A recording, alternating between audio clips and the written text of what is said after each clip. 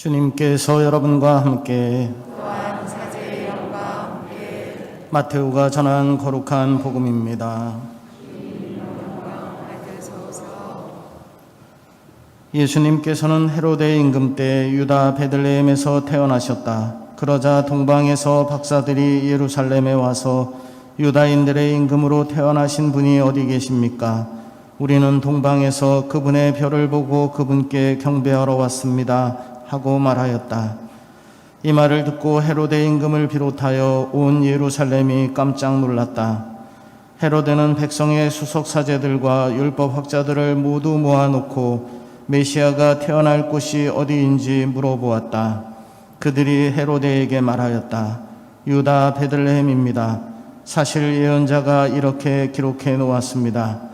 유다 땅 베들레헴아, 너는 유다의 주요 고을 가운데 결코 가장 작은 고을이 아니다. 너에게서 통치자가 나와 내 백성 이스라엘을 보살피리라. 그때 헤로데는 박사들을 몰래 불러 별이 나타난 시간을 정확히 알아내고서는 그들을 베들레헴으로 보내면서 말하였다.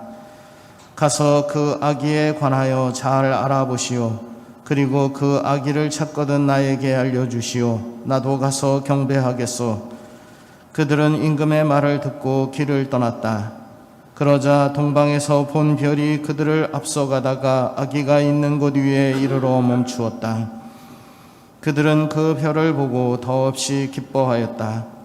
그리고 그 집에 들어가 어머니 마리아와 함께 있는 아기를 보고 땅에 엎드려 경배하였다. 또 보물 상자를 열고 아기에게 황금과 유향과 모략을 예물로 드렸다. 그들은 꿈에 헤로데에게 돌아가지 말라는 지시를 받고 다른 길로 자기 고장에 돌아갔다. 주님의 말씀입니다. 그리스도님 찬미합니다. 참 예수님, 네, 오늘 복음 우리 주님의 공연과 관련된 복음 동방 박사의 어떤 방문 이야기를 들었습니다. 이렇게 그림이 그려지시지요? 예, 우리 구유, 꾸며진 구유를 보면 동방 박사들이 도착했습니다. 예, 구유를 꾸미는데 제가 미리 우리 성화의 자매님들이 구유를 꾸미는데 와서 보니까 낙타가 너무 빨리 도착해 있더라고요. 그래서 아직 낙타는 지금 아직 아닙니다. 낙타 빼고 이제 한 주 기다렸다가 지금 이제 낙타, 멀리 동방에서부터 박사들과 함께 낙타도 도착을 했습니다. 오늘은 아기 예수님께서 세상에 공적으로 모습을 드러내셨음을 기념하는 공연 대축일입니다. 성경에 따르면 아기 예수님께 경배를 드린 사람들은 목자들과 동방 박사입니다. 목자들은 먹고 살기에 바빠서 메시아는 생각조차 못하고 살았을 것입니다. 이들은 양떼를 몰고 들판에 나가면 몇 날 며칠을 양떼와 함께 지냈기에 안식일을 제대로 지킬 수 없었을 뿐만 아니라 정결예법도 지키기 어려운 직업이었기에 불결한 자들로 멸시받고 죄인들로 취급되던 이들이었습니다. 목자들이 이렇듯 죄 많고 가난한 이들을 대표한다면 동방 박사들은 천문학적 소양을 지닌 이방인으로서 예수님의 구원이 이스라엘을 넘어 온 세상 모든 이들에게 주어진다는 것을 보여줍니다. 그들은 흔히 임금이라고 불리기도 하는데 오늘 우리가 들은 제1독서 이사야서 60장의 영향인 듯합니다. 빛이 세상에 찾아올 때 그 빛을 향하여 임금들이 금과 유향 등의 선물을 갖고 나와 찬미할 것이라는 내용입니다. 우리 그리스도교 전승에는 이 새 임금의 구체적인 이름까지도 등장합니다. 멜키오르는 페르시아 임금으로서 황금을 선물로 바쳤고, 카스파르는 인도의 임금으로 유향을, 그리고 발타사르는 아라비아 임금으로서 모략을 선물로 드렸다고 합니다. 교부들은 예수님께 주어진 이 선물들이 예수님의 신원과 삶을 드러낸다고 보았습니다. 황금은 예수님이 왕이심을, 그리고 유향은 신을 경배하는 데 사용하는 것으로서 예수님이 하느님이심을, 그리고 모략은 당대 죽은 사람의 몸에 바르던 것으로서 예수님이 참 사람이시며 그분이 십자가 죽음을 통해 우리를 구원하시리라는 것을 암시하는 것으로 본 것입니다. 이 세 임금이 메소포타미아에서 왔다면 거의 1500km나 되는 길고 긴 여행을 한 셈입니다. 그들은 새로 나실 아기 구세주께 경배하기 위해 여행한 나그네로서 주님 안에 새로 태어난 우리 그리스도인들의 본질적인 모습을 보여줍니다. 우리 그리스도인은 머물지 않고 여행하는 나그네요 순례자입니다. 그럼에도 불구하고 이러한 여정을 방해하는 것은 편안함과 익숙함에 머무르려는 우리들의 안주 욕구 또 나태함이라 하겠습니다. 여행은 움직일 줄 아는 이들의 것입니다. 편안함과 타성에 길들여지면 박차고 떠나기가 쉽지 않습니다.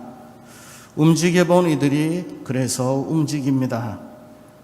흔히 동방의 박사들이 예루살렘에 오기까지 줄곧 별의 인도를 받은 것으로 생각하지만 실은 그렇지 않습니다.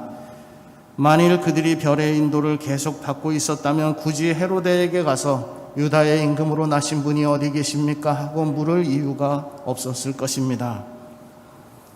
별은 그들을 출발하게 했지만 여행 내내 그들을 자상하게 인도해 주지는 않았습니다.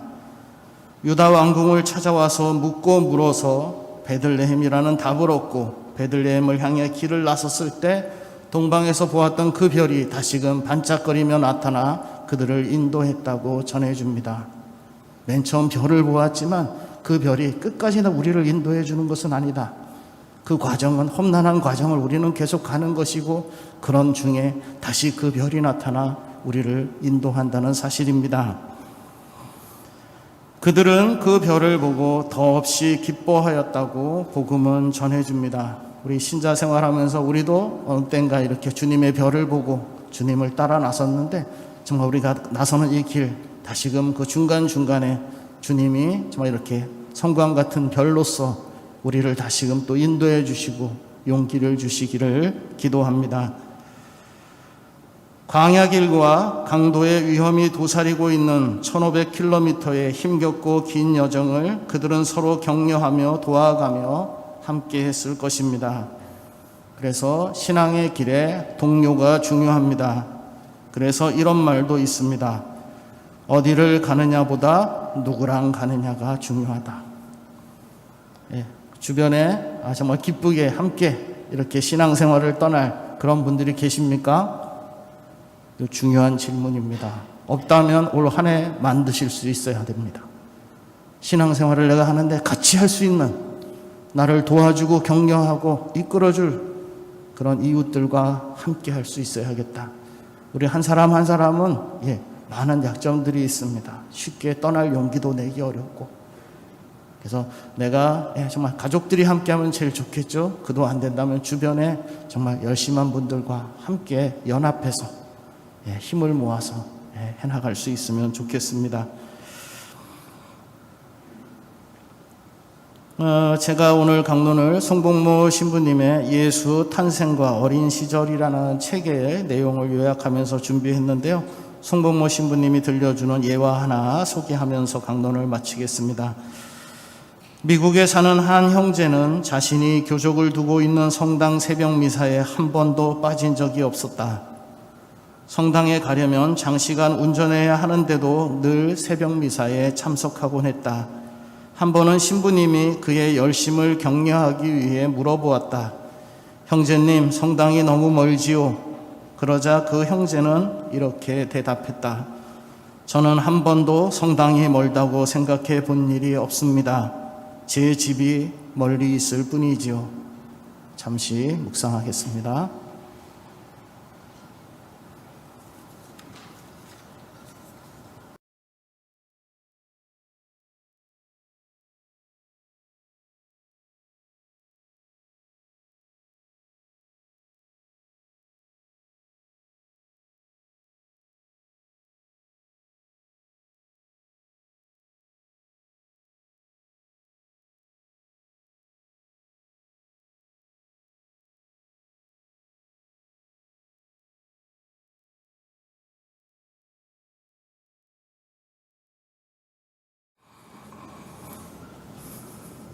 주님께서 여러분과 함께 또한 사제의 영과 함께 모든 복의 원천이신 하느님께서는 이 교우들에게 은총과 복을 가득히 내리시고 올 한 해 동안 평안하게 보호하소서.